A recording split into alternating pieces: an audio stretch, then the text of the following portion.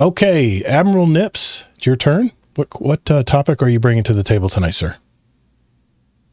I just wanted to talk music. We've been talking about Clair Obscure Expedition 33, and it's probably about as good a video game soundtrack as I've heard maybe ever. I don't Really? want to get into absolutes there. I think there's probably some that I'm overlooking, or a fair number of ones that are, everyone has their own personal favorite on that, but I feel like it reminded me how valuable good music in a video game could be because I think back to, if I look back to Final Fantasy VIII, and I can still hear the music that comes into like the battle noise for that and the different like areas when you'd hear that, and it's like now even what is this 25 almost 30 years later after Final Fantasy VIII came out, I still can hear that on somebody's stream as background noise, and I'm like,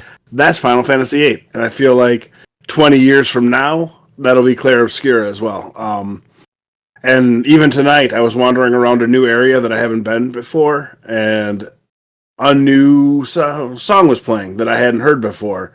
And as I was wandering around there, I'm just like, I just stopped, and I'm like, I just need to listen to this piano bust out its little solo here because it is so much fun, and it got me thinking about just the value of good music in video games. I love the fact that for this game they brought the composer on, what is his name, Lorien Tressard, really early in the process. So it was one of those ones that he had a long runway to create the music for the game, and I feel like matched it up fantastically. And it just wanted to like talk about music and how it brings out the value in games for you, because not just like one, like a great musical soundtrack for this game is great because it adds to the feeling of it, but two, as much as I like to give shit to Madden or college football or any of those things for having, they just basically put out the same game every year with a couple of tweaks. Every year they put together a soundtrack for those games, and they're just absolute bangers on there. If you go back to like Madden 2013 and look at it, there's people that you've never heard of, or well, you now have heard of them, but in 2013 nobody's heard of them, and 2 years later they were the biggest band in the world. Like, I love the work that video games put to make music part of it to just enhance the experience. And I just wanted to talk about some of your favorite songs, some of your favorite video game music moments, because it's just it's not a thing we talk about a lot when you're playing games, but a good soundtrack will make a game. Yeah, we both our podcasts, we have song playlists that we put together from people who are on our show. And I'm a big believer that music is medicine. You can be in the worst mood and just put that right song on and just snap you right out of it. And another thing that music does for me, Nips, is it will bring me right back to when I first heard it. You're talking about Final Fantasy VIII. I mean, like the lullaby that we hear when we float in space in the Deep Stone Crypt. I always turn down all the game sound and jam out the music so my stream can hear it, because it's a Destiny 1 song that you remember exactly where you were when you heard that song. And I'm very Destiny oriented here, so you guys will probably have other better examples, but my God, the music in Destiny has really shaped how I see the game, and it just adds so many more layers on to all the visual stuff that you see in the game. But yeah, like I said, I'm a big proponent of music in games and obviously movies and entertainment, and I do believe it's medicine. That if you took music out of any kind of media out there, it just isn't the same. It just isn't the same. So that's my 2 cents. Funny you should mention Destiny too, by the way. The thing that hooked me in Destiny 1, like, it was a fun game when I was playing it, but in that last array mission, when the array starts opening up, yes, I know that the music hits as they start coming in, as the Fallen start coming in on the ships and stuff like that. When that music hits, that was the moment that both my brother and I were like, yeah, this game is probably going to stick around for a while. And then now we're, 10 years later, and it's like, Yeah, I'm not playing as much now, but I got as much money as I spent on Destiny. I got 3, 4, 5 times the value out of it, and I do credit that last array mission and specifically the last array song to be part of the reason why I loved the game as much as I did. I've played that mission 20 something times. I love that mission. And you know shit's going down when you hear that, when you hear the march music coming in. You're like, it's like the Death Star. Think about it. When you hear about the Death Star or anything, and any that you hear that sound, you know the Empire March, you know shit's about to go down. So, I mean, what if you didn't have that in a movie? I mean, it would just be so plain and bland. Yeah. I'll let someone else talk if you want to. Yeah, music, of course, is important. And I definitely want to focus on Clair Obscur again, because the way they did is just so unheard of compared to a lot of other games. Now, yes, of course, Destiny music is good. Funny thing, though, is even after all these years, how much playing it, really, I can only think of a couple things that are super memorable still. Like, I really like the Journey song from Destiny 2 Vanilla, you know, where you lose your powers and you're going down the hill. Oh, yes. You're like walking all slow and it's all Hobbling. sad and stuff. Yeah. And they have like a quartet playing I'm there and late stuff. to, not stop believing. Yeah. No, not that Journey. Not that Journey. No, that's good I too. got that nibs. And it's too bad players can't even play that anymore. That's what's sad. But in Clair Obscur, for this just being a one and done game so far, not 10 years of Destiny, did you guys know, you probably know this, but they have 8 hours of music. Wow. For this game. Really? And yeah, you can get the soundtrack and it's 8 hours. And I feel like almost every single encounter and song is so impressive, way more memorable than any other video game I've played. I have in my mind right now so many songs I'm listening to in my mind right now that are really good versions of that. I saw the video of the composer and the people doing the music, the expose on it, and you can tell like they're just loving it. It's good quality stuff. I don't want to like ruin the lead. Are you going to talk about composer reacting to the other thing, or should I talk about that? Go ahead. You brought it up in our little discussion, Yeah. but Fluffy had something too before we got too far ahead. It's just about stuff we've talked about whenever you guys are done. Yeah. So real quick, and then I'll be done. The music is so good that there's this composer guy that will react to video game music. And boy, when he was listening to Clair Obscur, he's like, if I didn't know this is a video game, like this is too good to be in a video game. Like this does not make sense with how good this music is. And he was super impressed. And so have I the whole time with the game. You think it'll get a Song of the Year at the Game Awards? I hope so. I hope it wins Game of the Year. I hope it sweeps as many things as it can. Another independent. Bellatra did it last year. Another independent could do it. Go ahead, Fluffy. What do you got? So talking about games and music, I think one that always stands out to me is from Destiny 2, and that is, and I apologize because the name escapes me, but the raid, Rob, you'll know the raid I'm talking about, Deepstone Crypt. Yeah, I think Todd mentioned that. That was the space one that lullaby. he turns the volume up. The lullaby in space. Yeah, when you go into the spacewalk. For our raid team, we were very much playing Destiny almost every single Friday at that point in time. And Nessie would always say to me, or I would say to him, whoever remembered first as we were going into the airlock, like, turn your music on. Because normally we just have Spotify playing, right? Because we'd heard the songs a million times. But that Deepstone Lullaby song, how many times we complete that raid? Like 100+ times, nice. and still is like, impressive. I want to listen to this. Maybe it was less than 100 times. I don't know. It was definitely one of the most. Well, it took Briz 52 to get his Eyes of Tomorrow, so at least 52 as a group.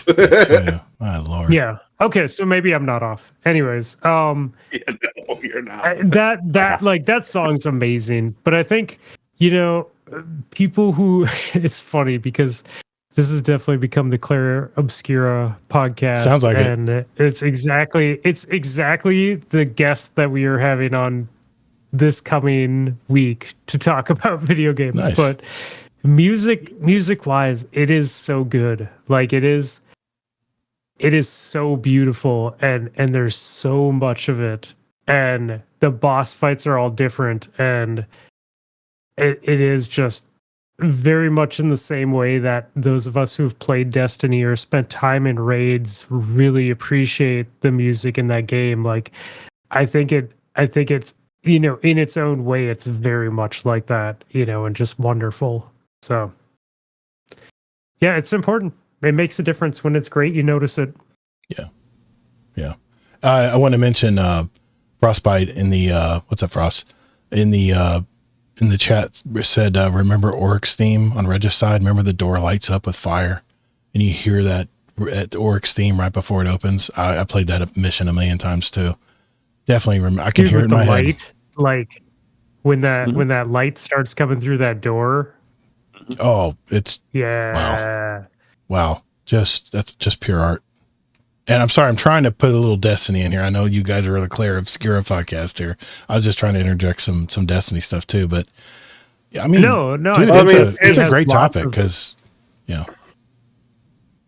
I do think that there's a very real chance that in October I'm driving over to Milwaukee because the music of The Witcher is on tour in the U.S. Really? And so, obviously, I have played a whole bunch of Witcher 3 in my life, and 2 and 1, and read all the books. I'm a little obsessed, but they're on tour in the U.S. and they're coming to Milwaukee, which is, you know, an hour drive from me. And I will go spend, you know, whatever it is, $100 on tickets for Karina and I to go sit for 3 hours and listen to this, because I will think of specific moments in the game when this music hits and I'm like, oh yeah, this is when you're chasing after this griffin over in this area, or this is when you're doing this incredible mission with Ciri, and like that sort of stuff. Is you hear that music and it just transports you to that spot. Yeah. And so I can't wait. Music's good. Music is important. Like even more so in like I think in just any type of game, man. Like music can make such a difference in fighting scenes and fighting games, and yeah. Yeah, and it's really important to have like themes that finish up perfectly when you do something in a game. And a lot of games do a good job with that. Even Destiny's done pretty okay with it. Yeah. But like again, some games do even better, and it's just amazing when you can have this iteration on a theme, and when you do the final move, not only is there some amazing slow-mo combo thing that you see, but the music score changes perfectly where it doesn't feel like it's a jump in the track, yet has a closing theme that brings it all together. It's just so good. And like Frost said, it brings that emotion out. I mean, it can really, their music will get me bawling like a baby in movies if it's done right. It just brings everything into focus, and I'm just very affected by music. I'm just a musical person, and like I said, it's so important in just about everything. And now there's AI that can make a song. Just you tell it what whatever you want to write about is. You plug it into AI, and it actually comes out with music. I was hearing there's a guy named Bandrew podcast called Bandrew Says Podcast, and he was actually sampling some of the AI stuff based on certain genres that he was thinking about playing in his show for like B-roll music or something. Some of it was really good. So that worries me as far as musicians, because my God, they already get nickel and dimed as it is already, especially, you know, with the streaming services out there. Making money as an artist is so much more difficult now. You can have both though. You know what I mean? Yeah. Like you can still have, like, there's still going to be a demand for human made music, because there's no rhyme or reason to why someone does something, but it works. You know what I mean? When it comes to art and music and expanding music and stuff. So yeah. And now that we're going down this topic, I mean, we've said before too on the show, or at least I have, that Yeah, there definitely can be a need for both, but we do need to make sure that there's protections and laws in place that people know when it's AI. So we're not assuming it's vice versa. You know what I mean? Yeah, YouTube As is long as- doing that As now. long as we know it's AI and AI is not stealing other people's stuff, then I'm fine with AI created stuff. But Yeah. we need, if there's like the movie trailers that you got tricked with some in the past, Todd, but Yeah. we need to have, It's good. when things come out, not just on YouTube, but everywhere, if they're AI generated, we need like a marking or something that says this is AI, just so people that don't, I know people should do their own research, yes, but I still think it's good so that we can appreciate where there's a difference between AI and human created stuff. Because if we're seeing the tag, oh, this is AI, then we know it's that and not human created. Yeah. Well, like I said, it's a changing world out there, and artists and musical artists, all artists, there's an assault on them right now. And I really hope something is put in place to protect our artists out there, because I don't know. I mean, that's what makes us human, is our art. You know, what comes out of our head is very unique. And I worry that AI might diminish a lot of artists out there trying to make a living. So I don't know. It's my 2 cents. Yeah. Well, I mean, you got to adapt, right? Like, Yeah. it might be harder to use art to pay for your career, but I mean, Yep. it's also hard to be a professional gamer and not have to have a real job, but it doesn't stop any of us from devoting an unhealthy amount of time to gaming in our free true. time, right? So like, you can still create great art even if AI is making art, because it's fun to do. Yeah. Yep. And if you make $1, great, but if you're only focused on making dollars and there's that competition, like you gotta do something else. Yep. Mm-hmm. Agreed. Yep.